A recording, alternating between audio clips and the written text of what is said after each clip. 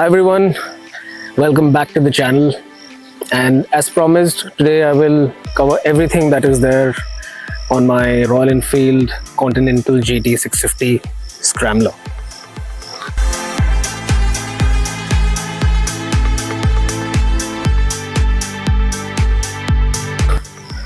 So I got this motorcycle back in 2019, January 2019. So I've had this for about 6 years now, and it's seen a lot of phases. It's mostly been a scrambler, but it has always been a project motorcycle for me, and that's the fun part of it.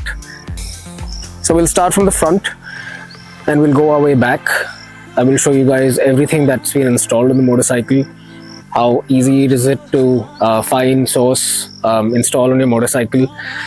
Are there any modifications required to do the same, if I've got the mods done from somewhere, or if I had done everything myself. So we'll start off with the front tire. The front tire is an Apollo Trampler XR. The size is 120, 80 or 18. Now the front tire as stock comes in the size of 190 R18 in the stock Royal Enfield 650 motorcycles. This is essentially to give a fat profile to the front of the motorcycle, as I think that the 650s look pretty skinny, and this goes with the overall aesthetics of the motorcycle as well. Now this is not essentially a front tire, it is meant to be a rear tire in the classic 650s. It's meant to be a rear tire in the classic 350s and every other motorcycle that comes with the 120 18-inch rear tire profile. What I have done is I have flipped the rotation and I've installed it at the front. With this particular tire, it's safe to do because the pattern, the tread pattern of the rear tires and the front tires of the Apollo Trampler XR is exactly the same. So when you flip the rotation, it looks and sets exactly as the front tire that's an Apollo Trampler XR. Now in terms of riding and how it feels, so rear tires are usually U-shaped, the front tires are V-shaped. Now in straight line and at normal speeds, it's absolutely fine, so you can install the same. But if you like to do hard cornering and like to flip the bike from left to right, right to left, I would not recommend this tire. Based on my riding style, I've got pretty used to it, so I'm fine with it. And it is tubeless type, so you don't need a tube. Of course I have tubes installed, but the side profile of the side wall of the tires is hard enough, so even if you have a flat, it just holds its shape and it's good from there. Coming to the front mudguard, this is a stock mudguard that comes in all your 650 motorcycles, Royal Enfields. What I have done is I have just modified the front registration plate bracket and removed the fender from here and modified the bracket to install this. There's nothing at the bottom half. We do have the brace installed also, so that is to align the front forks properly, and this just works absolutely fine. It just gives it a retro classic scrambler look. Does not do anything because I don't do any hardcore off-roading with it, but it's just for the aesthetic purposes. So that's that. Coming to the front headlight, this is something that a lot of people have asked me about. It's a 5-inch, or I think it's a 5.5, something around that, something in between that. It's a Triumph Scrambler 1200 unit. Now this is something that you will see on the Triumph Bobber. You will see it as a twin setup on the Triumph Rocket 3, and there are a couple of more models that come with this particular headlight unit. It is smaller in diameter than what you see on the new Triumph 400s, and that's a much cheaper unit. This is a much more expensive unit. I obviously did not pay so much for it, but that's that.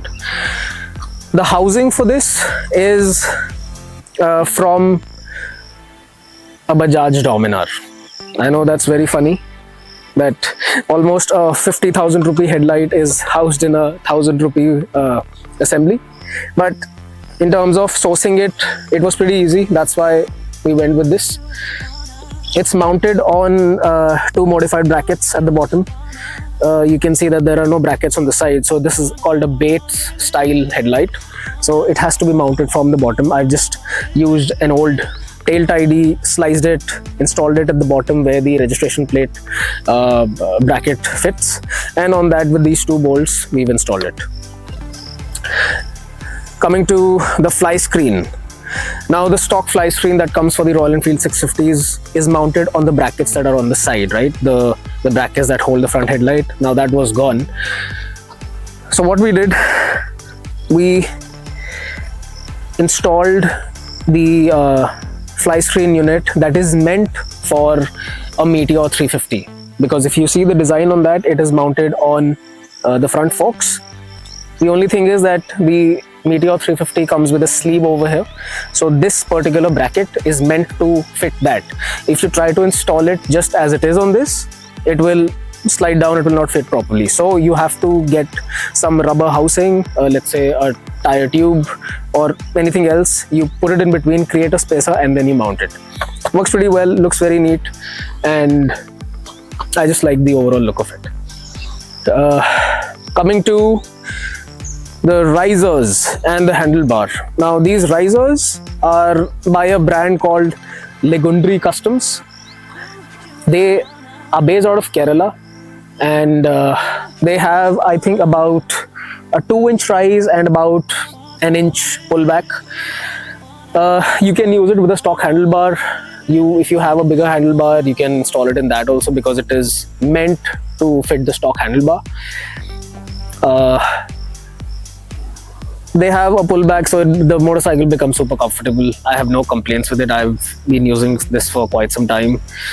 And coming to the handlebar, this is a tracker style handlebar, that's what they call it. It's very simple. It's very similar to the Meteor 350 handlebar, but the main difference is that this one has a slight more pullback. So when you sit on the motorcycle, you sit absolutely straight. So I'll just show this to you guys. So I'm sitting here, and this is my riding position. I'm about 5'8", 5'9"-ish in terms of height, and this is my riding position. If I want to stand, I can stand straight. If I want to go into an attack position, I can do that as well. A lot of people have asked me what handlebar this is. I don't recommend this to them because this handlebar has a slight bit of flex, but soon I'll be changing this. Probably go with the classic 350 handlebar or Super Meteor handlebar. I'll test whatever is there. Coming to the front master cylinder. Now, I know at the beginning of the video, for people who are watching this for the first time, they may not know what this motorcycle was in the past. I've done all kinds of experiments in terms of a Scrambler build, including a Himalayan suspension at the front, then all the parts from a Scrambler 1200. So now initially when the build was going on this and the Scrambler 1200 parts were installed, this the Scrambler came with two big Brembo M50 calipers. Now the stock caliper on this is a 2-piston single caliper. Those calipers, they were essentially 2 calipers, 4 pistons each. So the braking power on that was fantastic, and to run those calipers we had to install a bigger master cylinder and a more powerful one. Now this is the Brembo unit. I'm not really sure where it comes from. I think it is from an old, very old liter class superbike that used to run 2 6-piston calipers. So this is more than enough for a single one, so I just have to tap it once and the bike just stops. Coming to the most interesting piece, which is this exhaust. This unit from here all the way till here is also from a Triumph Scrambler 1200. How we have fitted this on this motorcycle, we've built new headers. So TNT Motorcycles from New Delhi, they developed these headers for me. They already make Scrambler exhaust, so they have good experience in how to make the headers and make entire finished units for this. The heat shields are also from the Scrambler 1200. So these are stock. They just built the mounts for them and they just went as it is.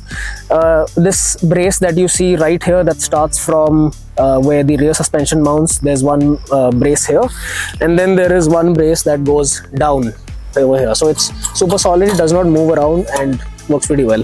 Of course, it's a road legal exhaust, so it's not super loud. It has a lot of induction noise because it is a D-cat now, but there's all the resonation in the end can, so it's not very loud. It's very sweet, bubbles a lot. There are some pops and bangs also come sometimes, but it's not obnoxiously loud that will trouble people on the sides. It's definitely louder than the stock pipes, but other than that, it's absolutely fine.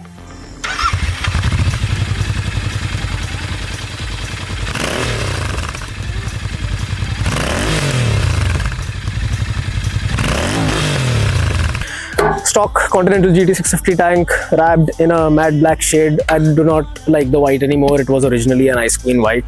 This is also vinyl. It looks like brushed aluminium, but it's just vinyl. Coming to the casings are not the stock casings from the company. It's not an OEM piece. Of course, the overall unit is OEM, but these are powder coated ones. So that's the engine casing, the top cover, this intake housing or whatever you call it, the clutch cover on the side, and the sprocket cover. They're all done in powder coating. Durability, it's okay. There have been a few scratches here and there, but I eventually plan to just sand them out and just get back the normal brushed aluminium finish. On this side you may not see, but I will put it in all the rolling shots later on. I use a K&N filter, free flow one. There is DNA, there's BMC, there's way to speed. I just went with K&N because the most trusted one, good enough, increases the induction sound, increases the mid-range of the motorcycle, revs a whole lot freely, and I don't have a stage 2 plate as they call it. It's basically just the stock cover. I've removed the little snorkel that is there on the top. It's just stuck on with melted plastic or glue, so you just heat that up, or heat up a knife, cut it off, and it becomes a stage 2 plate. So everything done in a matter of 10 minutes rather than paying 1500 2000 rupees for that. There are no changes to the subframe or the chassis of the motorcycle. It is as it is. Now coming back to the tail light, again a Scrambler 1200 unit. Came with the build that I was doing previously. Again mounted on a custom bracket. The rear assembly has been taken off. I don't like it at all. It makes the motorcycle too bulky, and I think with the road norms and whatever the road legalities are, it's required for that to prevent the mud from splashing backwards. But it's a very neat unit.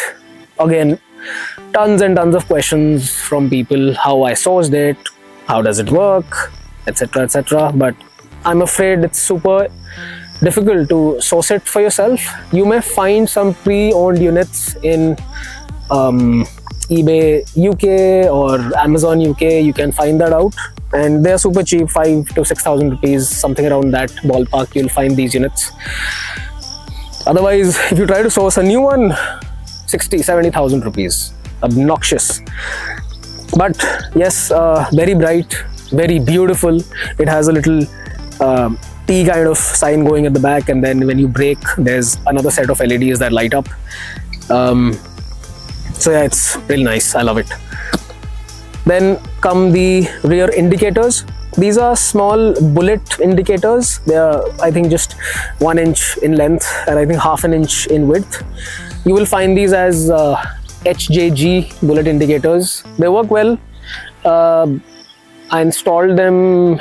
It's been a while I installed them, since I installed them, but they're super bright. They work very well. From a distance, they're not even visible. At the front, I have not installed them because I'm still trying to figure out what type of brackets I want to mount, and only then these indicators will be able to fit at the front. So I don't run with any indicators at the front.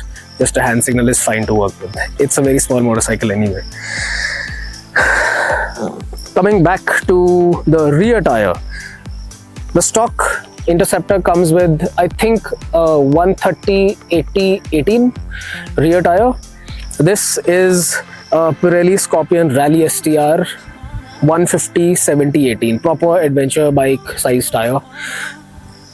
Mostly for the aesthetics, but yes, it works very well in all the Indian road conditions, especially for doing trails. Sometimes I head out with this on the trails. It's fun. That's the small word, because after riding the big massive 850 GS adventure that I own as well, this is a piece of cake in terms of handling and managing it on very tight, narrow areas. Coming to the seat, this is an OEM part. You will find it in the genuine motorcycle accessories list of Royal Enfield. This is called the premium touring seat. Now, the shape of this particular seat is actually straight from here. So it's straight here and then goes straight from this point to this point. I have got it scooped out because I like a little support in the back, and because the bike is a bit taller now because of the tires, I have got it carved out so the seat height comes a little lower and it's just more comfortable, in short. Apart from that, there's not much to talk about. That's all the motorcycle is, and there are a couple of changes that are going to happen in the future, so I will keep updating that. Please excuse me for all the rough edges on the motorcycle and all the parts that are rusty. It needs a bit of TLC, which I will get done once this horrendous monsoons get over. But apart from that, this is something that anyone can achieve. Apart from these exhaust pipes, they are available aftermarket, but everything that is there on this motorcycle and how it actually looks is something anyone can achieve. You will get similar units in terms of a 5-inch headlight and a bobber style tail light in the market. So you'll be able to source these parts and get a very similar build done. Now, initially it was more like a Triumph Scrambler 1200. Now it looks like a Triumph Scrambler 900 and rides very similar to that as well, but much cheaper to maintain and very fun as a project. So yeah, apart from that, it is all that we have to talk about, and I will see you guys in the next one. Thank you for watching.